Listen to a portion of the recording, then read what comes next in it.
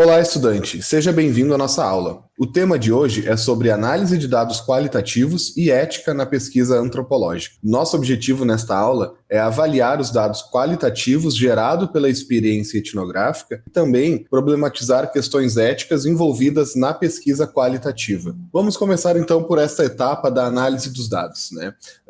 Logo após o trabalho de campo, que significa a etapa de coleta dos dados na pesquisa antropológica, nós passamos para a etapa de análise dos dados. Portanto, é nessa etapa que iremos empregar alguns procedimentos analíticos, que são práticas importantes para produzir conhecimento em antropologia. É a partir desse momento também que iremos pensar na dimensão ética do trabalho etnográfico. Na verdade, desde o início do trabalho de campo em antropologia, se estabelece uma relação que deve ser levada em consideração. Se trata de um contato entre culturas diferentes e das diversas situações que esta diferença pode promover em termos éticos. Portanto, a partir do momento que o antropólogo passa a coletar dados e posteriormente os analisa, é importante que se mantenha uma atenção nas implicações possíveis deste trabalho. O pesquisador precisa estar muito atento sobre quais são os possíveis danos que aquela atividade pode causar sobre as populações estudadas. Por isso, antes de mais nada, é imprescindível que o pesquisador estabeleça uma relação de vínculo com a comunidade. É preciso que essa pesquisa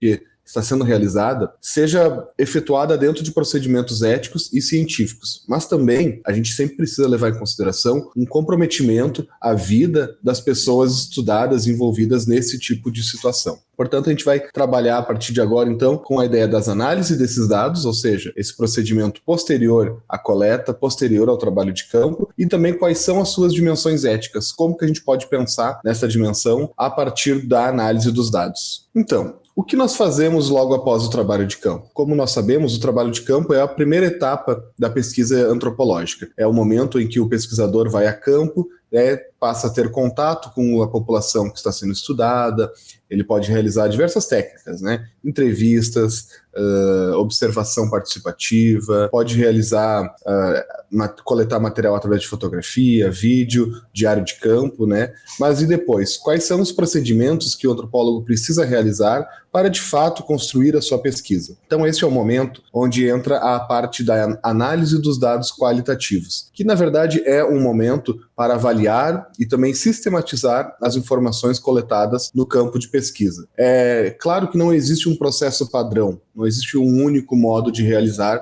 a avaliação, sistematização desses dados. Então existem diversas possibilidades. A gente vai trabalhar aqui com 3 que são aquelas mais usuais, né? Mas elas podem ser também combinadas, elas podem ser combinadas com outras abordagens, né? A gente apenas percebe que essas são as mais utilizadas e também, de certa forma, aquelas mais ricas em material de análise, né? Que, na verdade, é a técnica da indução analítica, teoria fundamentada e também da análise temática. Antes de mais nada, devemos perceber que a etnografia é uma técnica reflexiva de construção do conhecimento. É isso que a caracteriza e as diferencia das demais. Ou seja, as interpretações surgem mesmo durante a coleta. Este, inclusive, é uma das funções do diário de campo. Anotar de maneira rápida os insights e as interpretações realizadas pelo pesquisador, ainda em campo, é importante para a pesquisa antropológica. Então, a análise realizada posteriormente é fundamental e também imprescindível, mas ela não deve ser considerada como um fato isolado. Ou seja, a análise de dados, ela não acontece apenas após a coleta, mas também durante a coleta dos dados, enquanto o pesquisador está em campo. Essa é a principal função do diário de campo. Às vezes, ideias muito rápidas que surgem através de uma conversa, acho que é importante que já inicie essa sistematização dos dados ali mesmo durante o trabalho de campo. Justamente como mencionamos, né, a etnografia é uma técnica reflexiva de construção do conhecimento. Então, embora o pesquisador esteja em campo, esteja realizando a sua atividade diretamente nas comunidades que estuda, é preciso que ele também reflita sobre teoria, reflita sobre os dados que estão sendo coletados, para que essa pesquisa seja rica em conhecimento. Uma das técnicas mais utilizadas para análise dos dados qualitativos chama-se indução analítica. Esta técnica significa buscar as explicações universais a partir de casos específicos. Então, como que isso é realizado? Ele funciona através da análise ou do exame de casos específicos. Então, por isso, há uma necessidade, para quem utiliza este método, de coletar diversos casos semelhantes para que seja possível sustentar uma hipótese. Então, por exemplo, caso você esteja pesquisando uma determinada prática cultural, será necessário que colete o maior número possível de expressões daquela prática cultural para que, posteriormente, a partir da análise, da comparação destes casos, aí sim seja possível realizar uma afirmação universal. Uma das especificidades deste método é que não haja contradição entre os dados. E os dados, eles precisam evidenciar aquilo que a tua teoria está informando, né? Ou seja, esse método da indução analítica acredita que as explicações a respeito do mundo são capazes de serem alcançadas através de uma enorme compilação de casos. Acho que é importante ressaltar nesse método também que não basta apenas coletar exemplos de uma situação. É preciso que essas situações sejam analisadas sistematicamente, ou seja, elas sejam comparadas e que, por mais que haja variação entre elas, que não haja contradição. Ou seja, se uma prática que está sendo pesquisada sobre, por exemplo, como que um determinado alimento possui significado para uma comunidade, ou um determinado animal possui algum significado específico para uma população, é necessário que, por mais que haja variações desse animal, que não haja uma contradição dentro do próprio sistema. A nossa segunda teoria aqui chama-se teoria fundamentada.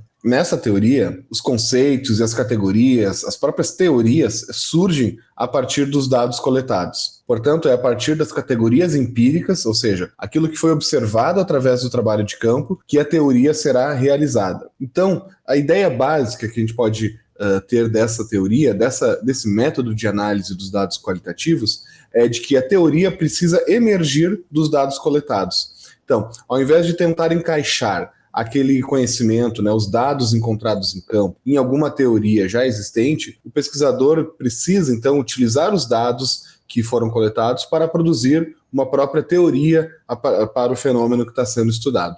O antropólogo francês Claude Lévi-Strauss possui uma frase muito importante para entender esse mecanismo.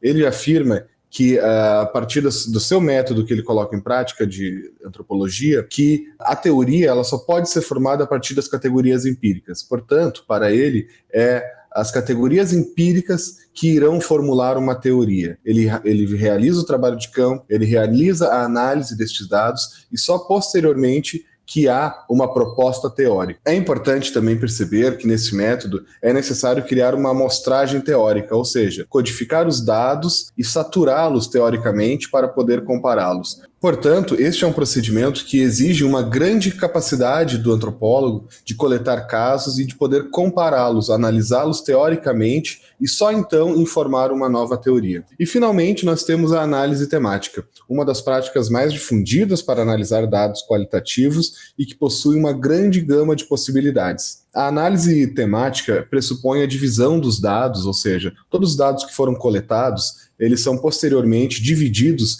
em temas e subtemas. O que isso significa? Significa que é uma abordagem que pensa que o conhecimento científico pode emergir dos dados coletados a partir da sua organização ou mesmo da sua reorganização em categorias específicas, né? Categorias onde os dados são organizados próximo de conceitos, próximos de teorias que já pré-existem. Então ela é uma forma de ordenar e de sintetizar esses dados, construindo espécies de índices, de temas ou de subtemas que são encontrados nos dados coletados. Então, é um tipo de análise que, anteriormente a colocar as divisões, as organizações em temas, é necessário uma leitura muito minuciosa, muito detalhista de cada assunto ou de cada ideia que apareça. Portanto, além de conhecer muito bem os dados coletados, é necessário que o pesquisador já possua previamente um conhecimento sobre algumas das categorias que ele deseja trabalhar. Caso você esteja trabalhando em uma determinada comunidade, tenha coletado estes dados, né,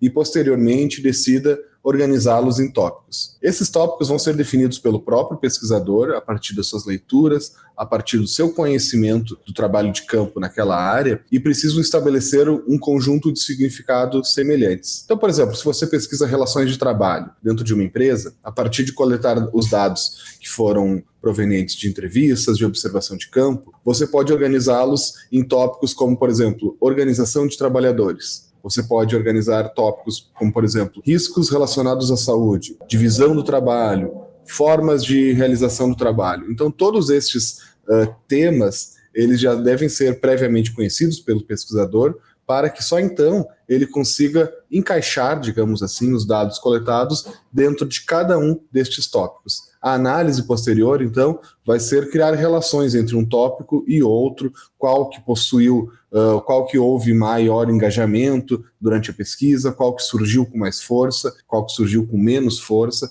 e assim por diante. E por fim, é necessário levar em conta a dimensão ética na pesquisa em antropologia. No geral, as pesquisas em antropologia ou em qualquer tipo de ciência humana utilizam algum tipo de documento por escrito para formalizar o consentimento da pessoa na realização da pesquisa. Muitas vezes, apenas coletar a assinatura de uma pessoa é considerado como uma prática de uma pesquisa ética. Afinal, a pessoa aceitou participar da pesquisa. Porém, é necessário que, em uma pesquisa em antropologia, a gente pense muito além desse ponto. Dessa forma, as pesquisas realizadas em antropologia devem ser orientadas por relações éticas constantemente. Isso quer dizer que os pesquisadores precisam estar cientes das implicações da sua interação com determinada comunidade. Ou seja, a gente precisa pensar que não é apenas um documento formal onde o pesquisado afirma ter consentimento com a pesquisa que vai informar uma pesquisa realmente ética. É necessário que seja construída uma relação ética durante toda a pesquisa, não apenas naquele momento. Então, essa interação, mesmo sem o desejo do pesquisador, mesmo que de forma que ele não seja diretamente esse o objetivo, pode gerar sim situações ou danos prejudiciais às populações estudadas. Então, portanto, é necessário que se esteja muito atento às questões locais, quais são os temas abordados pela comunidade, quais são os dilemas que elas estão envolvidos, né, para dar conta da sensibilidade dos dados e também do seu tratamento ético posterior. É necessário, então, que a gente leve em conta elementos como a privacidade e autonomia dos povos pesquisados durante a pesquisa. Por fim, é importante mencionar também, deixar claro aqui, a existência do Código de Ética do Antropólogo e da Antropóloga, que foi criado pela gestão ainda nos anos 80, em 1986, 88, pela Associação Brasileira de Antropologia. Este é um documento muito importante que todo antropólogo, todo pesquisador precisa conhecer, justamente para a realização ética de suas pesquisas. Existem dois grandes eixos nesse código de ética. O primeiro afirma e demonstra, né, os direitos dos antropólogos e das antropólogas enquanto pesquisadores e pesquisadoras. Então, através de 7 itens, eles vão mencionar ali quais são os direitos, né, ou seja, o direito pleno ao exercício da pesquisa, direito de acesso a populações, a fontes de pesquisa. Então, esse código de ética é importante para que todo pesquisador saiba quais são os seus direitos para a realização de pesquisa, quais são as possibilidades de pesquisa também colocadas. E também há um outro eixo que o código de ética da aba afirma, que são os direitos das populações objetos de pesquisa, ou seja, quais são também os direitos daquelas populações que estão sendo estudadas por antropólogos e antropólogas. Então, essas populações possuem o direito de serem informadas sobre a natureza da pesquisa, também o direito de recusar a participação nessa pesquisa, direito de preservação da sua intimidade, de acordo com seus padrões culturais locais, né? Então, há uma série de direitos também que essas populações possuem e que é importante ser realizado, né? De modo bastante resumido, são as responsabilidades que o trabalho ético em antropologia precisa ter. Bom, por hoje era isso. Eu espero que você tenha gostado dessa aula e nos acompanhe nas próximas aulas. Muito obrigado.